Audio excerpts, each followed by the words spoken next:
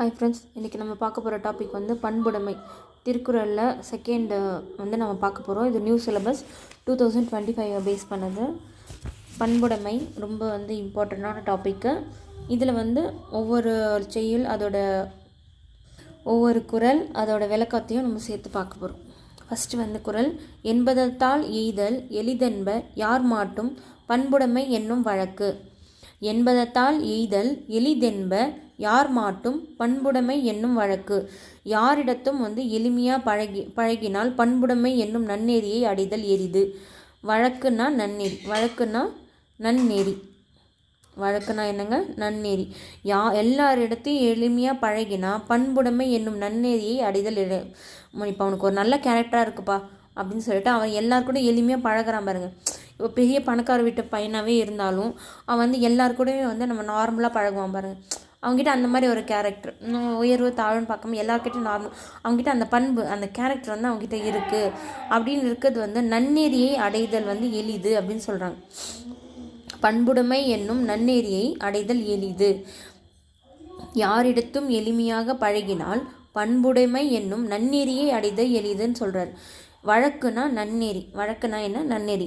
என்பதத்தால் எய்தல் எளிதென்ப யார் மாட்டும் பண்புடைமை என்னும் வழக்கு. யாரிடத்தும் எளிமையாக பழகனா பண்புடைமை என்னும் நன்னெறியை அடைதல் எளிதுன்னு சொல்கிறார். வழக்குன்றது நன்னெறி. பணக்கார பசங்க வந்து அவங்க எவ்வளோ பெரிய ரிச் ஃபேமிலின்னு அவங்க நார்மலாக இருக்கிற பசங்க கூட பழகுவாங்க. அதுதான் நம்ம ஜஸ்ட் ஒரு எக்ஸாம்பிளாக எடுத்தோம்னா டக்குன்னு அது வந்து பிக்கப் ஆகிடும் அந்த லைன். என்பதால் எய்தல் எளிதென்ப யார் மாட்டும் பண்புடைமை என்னும் வழக்கு. நெக்ஸ்ட் குறளுக்கு போகலாம்.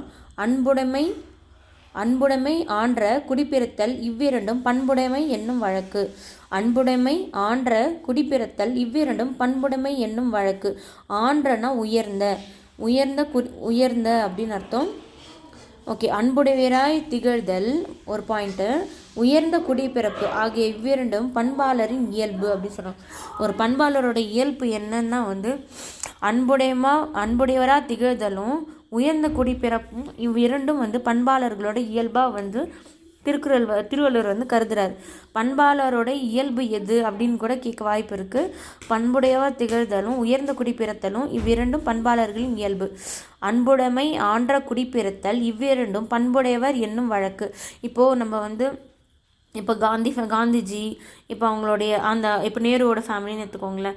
இப்போ அவங்களோட இந்திரா காந்தி, அவங்களோட கேரக்டர் அப்படியே இருக்குன்னு சொல்லுவாங்களே. அவங்க என்ன தான் வந்து அவங்க இந்த வம்சத்தில் வந்தாங்க, அவங்களுக்கான ஜீன் வந்து அதில் இருக்குது அப்படின்ற மாதிரி சொல்லுவாங்க பாருங்கள். அது மாதிரி அவங்க அன்பாக இருக்கிறதும், நேரு எக்ஸாம்பிள் எடுத்துக்கலாம். அவர் அன்பாக இருக்கிறதும் அந்த உயர்ந்த குடியில் அவர் பிறந்ததுனால அதுக்கான கேரக்டர் வந்து பண்பாளர்களோட இயல்பு அப்படின்னு சொல்லியிருக்காங்க. அடுத்தது வந்து உருப்பொத்தல் மக்களொப்பு அன்றல் வெறுத்தக்க பண்பொத்தல் ஒப்பதாம் ஒப்பு. உருப்பொத்தல் மக்களொப்பு அன்றல் வெறுத்தக்க பண்பொத்தல் ஒப்பதாம் ஒப்பு. உருப்பொத்தல் மக்களொப்பு அன்றல் வெறுத்தக்க பண்பொத்தல் ஒப்பதாம் ஒப்பு. உடம்பால் ஒத்திருந்தால் மக்களோடு ஒப்புமை அன்று. எல்லா மனுஷனும் வந்து எல்லா மனுஷனுக்குமே கண்ணு காது மூக்கு வாய் எல்லாமே ஒன்று தான். ஆனால் வந்து இதுக்கு ஒரு எக்ஸாம்பிள் நான் அடிக்கடி இருங்க நான் சொல்கிறேன். உடம்பால் ஒத்திருத்த மக்களோடு ஒப்பு அன்று. பொறுத்தக்க பண்பால் ஒத்திருத்தலே மக்களாக கொள்ளத்தக்க ஒப்புமை ஆகும். இப்போ வந்து பார்த்திங்கன்னா எல்லா மனுஷனுக்குமே கண்ணு காது மூக்கு வாய் எல்லாமே சேர்ந்தான். ஆனால் எவனோ ஒருத்தர் தான், அதாவது யாரோ ஒருத்தர் தான் பார்த்திங்கன்னா அது என்ன சொல்கிறது, ஒரு ஹையஸ்ட் அச்சீவ்மெண்ட் பண்ணுறதோ. இப்போ நம்ம ஒரு எக்ஸாம்பிள் ஜெயலலிதா, கலைஞர், இப்போ இது மாதிரி இப்போ நிறைய வந்து காமராஜர் அவங்களாம் எடுத்தீங்கன்னா எல்லாரும் மாதிரி அவங்களாம் மனுஷன் தான். ஆனால் அவங்க ஒரு அச்சீவ்மெண்ட் பண்ணியிருக்காங்கன்னா அதுக்கான கேரக்டரோ, அதுக்கான ஒரு குணமோ, அதுக்கான ஒரு விஷயமோ அவங்கக்கிட்ட ஒரு விஷயம் இருக்கும். அது மாதிரி இருந்தால் தான் வந்து அவங்களால அவ்வளோ பெரிய ரீச் அடைய முடியும். அதை தான் இதெல்லாம் சொல்லலாம். உடம்பால் ஒத்திருத்தல் மக்களோடு ஒப்புமை அன்று. கண்ணு காது மூக்கு இருக்குதுன்றதுனால எல்லாருமே ஒன்று கிடையாது. பொறுத்தக்க பண்பால் எல்லாருக்கும் வந்து பார்த்தோன்னா பொறுத்தக்க பண்பால் ஒத்திரத்திலே மக்களாக கொள்ளத்தக்க ஒப்புமே ஆகும். எல்லாருக்கும் ஒரு நல்ல கேரக்டரோடு இருந்தால் தான் இவன் மனுஷன்னு சொல்ல முடியும். ஒருத்தன் வந்து பயங்கரமாக ஒரு அரகண்ட்டாக இருக்கானா அவனை நம்ம மனுஷன் சொல்ல முடியாது. இருந்தாலும் அவன் மனுஷனோட கேரக்டர் எதுவுமே அவனுக்கு இருக்காது. அது மாதிரி அதில் வந்து எல்லா பண்பும் பார்த்திங்கன்னா நல்ல காமனாக இருக்கணும், நல்ல பண்பாக இருக்கணும் அப்படின்னு சொல்லியிருக்காங்க. உருப்பொத்தல் மக்களொப்பு அன்றல், உறுப்பால் வந்து எல்லாரும் ஒன்று சொல்லிவிட முடியாது. வெறுத்தக்க பண்பொத்தல் ஒப்புதான் ஒப்பு, எல்லாரும் வெறுக்கக்கூடிய பண்பு இல்லாமல் எல்லாமே சிறந்த என்ன சொல்ல மக்களால் ஒருத்திருத்தலே கொள்ளத்தக்க ஒப்புமை ஆகும் அப்படின்னு சொல்கிறாங்க. அடுத்தது வந்து நயனோடு நன்றி புரிந்த பயனுடையார் பண்பு பாராட்டும் உலகு. நயனோடு நன்றி புரிந்த பயனுடையார் பண்பு பாராட்டும் உலகு. நயனோடு நன்றி புரிந்த பயனுடையார் பண்பு பாராட்டும் உலகு. நயன்னா நேர்மை, நயன்னா என்ன நேர்மை, நயன்னா நேர்மை. நன்றினா உதவு, நன்றினா உதவி, நன்றினா உதவி. நேர்மையும் அறத்தையும் கொண்டு பிறருக்கு உதவுதல் வேண்டும். முதல்ல மற்றவங்களுக்கு ஹெல்ப் பண்ணணுன்னா என்ன இருக்கணும்னா நேர்மையும் ப்ளஸ் அறமும் நம்மக்கிட்ட இருக்கணும்னு சொல்கிறாங்க. இந்த நேர்மையும் அறத்தையும் கொண்டு தான் பிறருக்கு உதவல் வேண்டும். அத்தகைய பண்பாளரையே உலகம் போற்றும் அப்படின்னு சொல்கிறார். நயனோடுனா நேர்மையோடும், நன்றினா உதவி புரிந்தவரை பயனுடையார் பண்பு பாராட்டும் உலகு. அவரோட பண்பை தான் இந்த உலகம் வந்து பாராட்டும் அப்படின்னு சொல்கிறாங்க. நயனோடுனா நன்றி, நேர்மை, நன்றினா உதவி. இது நன்றியும் நேர்மையும் நேர்மையும் அறமும் கொண்டு நம்ம மற்றவங்களுக்கு உதவி பண்ணும்போது அந்த உலகம் வந்து நம்மளை பாராட்டும் அப்படின்னு சொல்கிறாங்க. இப்போ நிறைய பேர் வந்து இப்போ கம்மி சேலரி வாங்குறவங்க கூட வந்து நிறைய பேருக்கு ஹெல்ப் பண்ணுற கேரக்டர்லாம் இருக்கும். அவங்க ரொம்ப கம்மி சேலரி வாங்கினா கூட அதில் ஒரு போர்ஷனை வந்து மற்றவங்களுக்கு வந்து ஹெல்ப் பண்ணுவாங்க. நேர்மையாக சம்பாரித்து நேர்மையாக ஹெல்ப் பண்ணுவாங்க. அதை வந்து இதுக்கு நம்ம ஒரு எக்ஸாம்பிளாக எடுத்துக்கலாம். அடுத்த இதுக்கு போயிடலாம். நயன்னா நேர்மை, நன்றினா உதவு. இது மட்டும் ஞாபகம் வச்சுக்கோங்க, டிஃப்ரெண்ட்டாக இருக்கிறதுனால கேட்க வாய்ப்பு இருக்குது. நயன் நேர்மை, நன்றினா உதவு. நயனோடு நன்றி புரிந்த பயனுடையார் பண்பு பாராட்டும் உலகு. ஓகே, நெக்ஸ்ட்டு திருக்குறள் போயிடலாம். நகையுள்ளும் இன்னாது இகழ்ச்சி பகையுள்ளும் பண்புல பாடறிவார் மாட்டு. நகையுள்ளும் இன்னாது இகழ்ச்சி பகையுள்ளும் பண்புல பாடறிவார் மாட்டு. நகையுள்ளம்னா விளையாட்டாகவும் பாடறிவார்னா நெறியுடையவர். பாடறிவார்னா இதுவும் கொஞ்சம் படிச்சுக்கோங்க. பாடறிவார்னா நெறியுடையவர். பாடறிவார்னா நெறியுடையவர். நகையுள்ளம்னா விளையாட்டாக. நகையுள்ளம் இன்னாது இகழ்ச்சி பகையுள்ளும் பண்புல பாடறிவார் மாட்டு. விளையாட்டாக ஒருவரை வந்து இகழ்ந்து பேசுதலும் துன்பத்தை தரும். பிறருடைய இயல்பை அறிந்து நடப்பவரிடத்தில் பகைமையிருப்பினும் நல்ல பண்புகள் இருக்கும். இப்போ வந்து பார்த்திங்கன்னா, இப்போ ஒருத்தனை வந்து காமெடி பண்ணுறன்ற பேரில் அவங்கக்கிட்ட பேசி அவங்கள வந்து கோவப்படுத்தக்கூடாது. அவங்க எப்படியாப்பட்ட கேரக்டர் அப்படின்னு தெரிஞ்சு நம்ம நடந்துக்கணுன்னா, பகையாகவே இருந்தால் கூட நம்ம வந்து பகையாகவே இருப்பினும் நல்ல பண்புகள் இருக்கும் அப்படின்னு சொல்கிறாங்க. இப்போ உனக்கும் எனக்கும் ஆகாதுன்னா அப்போ அவங்க அப்படி தான் கேரக்டர்னு தெரிஞ்சிச்சுன்னா அதை விட்டுடணும். அதை தவிர அவங்கக்கிட்ட ஒரு சில நல்ல பண்புகள் இருக்கும்ல, அதை வந்து நம்ம அக்செப்ட் பண்ணிக்கணும் அப்படின்னு சொல்கிறாங்க. அதுதான் நகையுள்ளம் இன்னாது இகழ்ச்சி பகையுள்ளும் பண்புள்ள பாடறிவார் மாட்டு.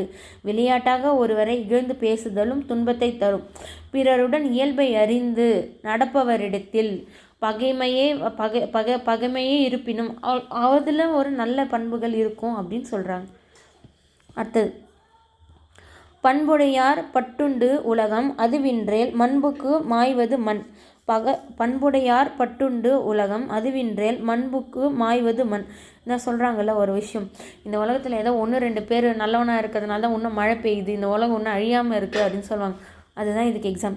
உலகம் பண்புடையவர்களாலவே நிலை பெற்று இருக்கிறது, இல்லை எனில் இவ்வுலகம் மண்ணோடு மண்ணாகி அழிந்துவிடும் அப்படின்னு சொல்கிறாங்க.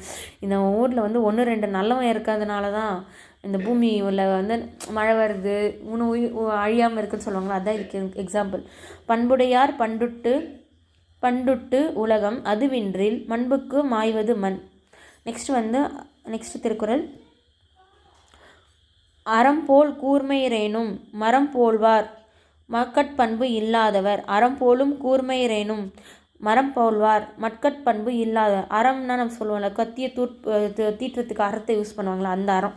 இந்த அறம் வந்து பார்த்தோன்னா வேற, இந்த அறம் வந்து வேற. ஆராயும். ஓகே, அறம் போன்ற கூர்மையான அறிவுடையராக இருப்பினும் மக்களுக்குரிய பண்பு இல்லாதவர் ஓரறிவுடைய மரமாகவே கருதப்படுவார்கள். அறம்னா வாளை கூர்மையாக்கும் கருவி. அறம் போலும் கூர்மையரேனும் மரம் போல்வர் மக்கட்பண்பு இல்லாதவர். அறம் போல கூர்மையான அறிவே இருந்தாலும் மக்கட்குரிய பண்பு இல்லாதவரால் ஓரறிவுடைய மரமாகவே கருதப்படுகிறார்.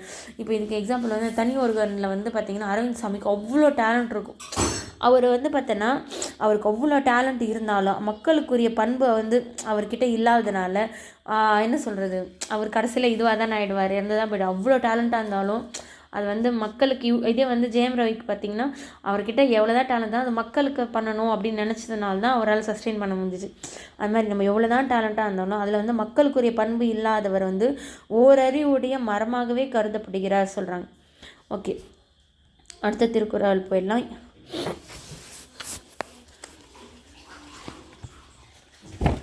அடுத்த திருக்குறள் வந்து நண்பற்றாராகி நயமில்லா செய்வாருக்கு பண்பற்றாதால் கடை. நண்பற்றாராகி நயமில்லா செய்வாருக்கு பண்பற்றாதால் கடை. நண்புனா நட்புன்னு அர்த்தம். நண்புனா என்ன? நட்பு. நயம் இல்லானா தீங்கு. நயம்னா நல்லது, இல்லானா தீங்கு. நயம் இல்லாத இனிமைவே. கடைனா பொய். இது வந்து டிஃப்ரெண்ட்டாக இருக்குது, அது கேட்க வாய்ப்பு இருக்குது. கடைனா இழிவு.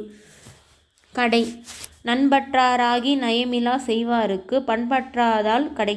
நண்பற்றாகி நயமிலா செய்வோருக்கு பண்பற்றாதால் கடை. நட்பு கொள்ள இயலாதவரை தீங்கு செய்பவரிடத்திலும் பண்புடையவராய் பழக இயலாத இழிவான செயலாகும். நட்பு கொள்ள இயலாதவராய் தீங்கு செய்பவரிடத்திலும் பண்புடையவராய் பழக இயலாதது இழிவான செயலாகும். இப்போ ஒருத்தர் நமக்கு ரொம்ப கெட்டது பண்ணுறான்னு வச்சுக்கோங்களேன், நம்ம அவங்ககிட்ட வந்து அவனை மாதிரியே நம்ம கெட்டது பண்ணணும்னு அவசியம் கிடையாது. அவங்ககிட்ட வந்து நம்ம நல்லதனமாக பழகணும். இது நல்லதனமாக பழகணும். அதுதான் வந்து பண்பாளரோட செயல் சொல்கிறாங்க. இப்போ அவன் கெட்ட வேலையாக இருக்கானா அது அவனோட கேரக்டர், அதுக்கு நம்ம ஒன்றும் பண்ண முடியாது. ஆனால் நம்ம வந்து அவன் கெட்டவனாக இருக்கான்றதுனால நம்ம கெட்டவனாக இருக்கக்கூடாது. இப்போ அவன் கெட்டவனாக இருந்தாலும் நம்ம நல்லதே செய்யணும், அதுதான் நம்ம கேரக்டர் அப்படின்னு சொல்கிறாங்க.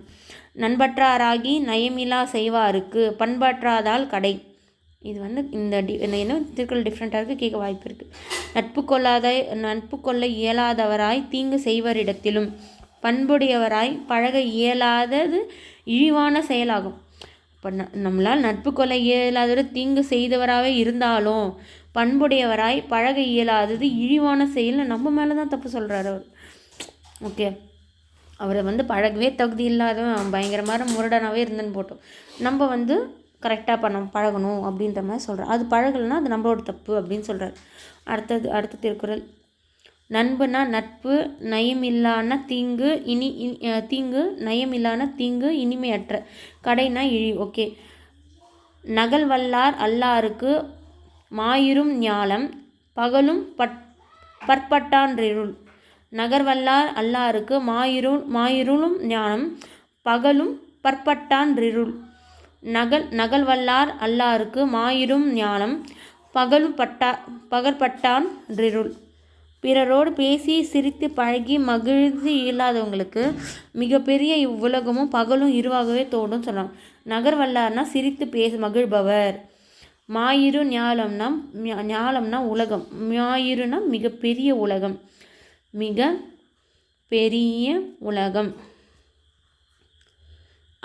நகர்வல்லார்னா சிரித்து மகிழ்பவர் அல்லாருக்கு இல்லாதவருக்கு மிகப்பெரிய உலகமும் பகலும் வந்து இருள் போல தான் அப்படின்னு சொல்கிறார். நகல்வல்லார்னா சிரித்து மகிழ்பவர், மாயிரு ஞாலம்னா மிகப்பெரிய உலகம். ஓகே, அடுத்த திருக்குறள் போயிடலாம். லாஸ்ட்டு. பண்பிலான் பெற்ற பெருஞ்செல்வம் நன்பால் கலந்தீமை யால் திரிந்ததற்று. பண்பிலான் பெற்ற பெருஞ்செல்வன் நல்பால் கலந்தீமையால் திரிந்ததற்றுனா திரிந்து போனது அப்படின்னு அர்த்தம். இப்போ பண்பாளர்கள் வந்து பெற்ற பெருஞ்செல்வம் வந்து நல்ல பால் வந்து அந்த ஒரு என்ன சொல்கிறது, அதோட பாத்திரத்தோட தன்மையால் கெட்டு போன மாதிரி அது வந்து பயன் இல்லாமல் போயிடும் சொல்கிறாங்க. பண்பில்லாதவரின் பெருஞ்செல்வம் பெருஞ்செல்வம் நண்பால் கலந்தீமையால் திரிந்ததற்று அப்படின்னு சொல்லலாம். நயம், அவ்வளோதான், அதோட முடிஞ்சிச்சு இந்த குறள். அடுத்தது வந்து நம்ம நெக்ஸ்ட்டு பின்னாடி புக் பேக் இருக்குது, அதை கொஞ்சம் பார்த்துடலாம். ஏன்னா வந்து நமக்கு ஈஸியாக இருக்கும். மாய்வது. ஓகே ஃப்ரெண்ட்ஸ், மாய்வதுன்றது அழிவது. நயமில்லான நன்மை. மாண்புக்குன்னா மண். ஞானம்னா உலகம். அறம்னா வாளை கூர்மையாக்கும் கருவி. பாத்திரம்னா களம். ஓகேவா? மற்றபடி இது எல்லாமே ஜஸ்ட் பிரித்து எழுதுக சேர்த்து எழுதுக தான் இருக்குது. மற்றபடி வந்து இந்த 7th கொஷின் வந்து கேட்டிருக்காங்க புக் பேக்கில். அறம் போல கூர்மையரேனும் மரம் போல்வார் மக்கட்பண்பு இல்லாதவர். இதை பற்றி கேட்டிருக்காங்க. அதனால் இது வந்து கொஞ்சம் இம்பார்ட்டன்ட் பார்த்துக்கோங்க. அவ்வளோதான் ஃப்ரெண்ட்ஸ். தேங்க்யூ.